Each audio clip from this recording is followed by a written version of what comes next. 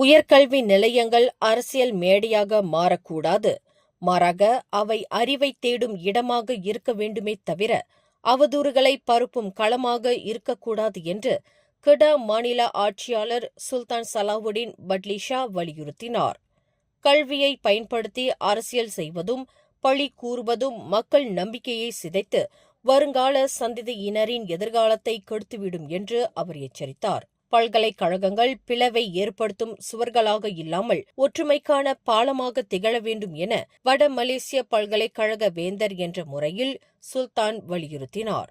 தற்போது உலகின் சிறந்த பல்கலைக்கழகங்கள் பட்டியலில் 491வது இடத்திற்கு உயர்ந்து தரமான கல்வியிலும் புத்தாக்கத் துறைகளிலும் சிறந்து விளங்கும் வட மலேசிய பல்கலைக்கழகத்தின் சாதனைகள் குறித்து அவர் பெருமிதம் கொண்டார். இறுதியாக, பட்டதாரிகள் தாங்கள் பெற்ற அறிவை விவேகத்துடன் பயன்படுத்தி சமுதாயத்தை கட்டி எழுப்பவும் மக்களை ஒன்றிணைக்கும் மனிதர்களாகவும் விளங்க வேண்டும் என்று சுல்தான் சலாவுடின் அறிவுறுத்தினார். மேலும் செய்திகளை தெரிந்து கொள்ள கீழே இருக்கும் பெல் பட்டனை அழுத்துங்கள். உங்கள் மகிழ்ச்சியை வெளிப்படுத்த லைக் மற்றும் ஷேர் செய்யுங்கள். தொடர்ந்து திசைகளோடு இணைந்திருக்க சப்ஸ்கிரைப் செய்யுங்கள்.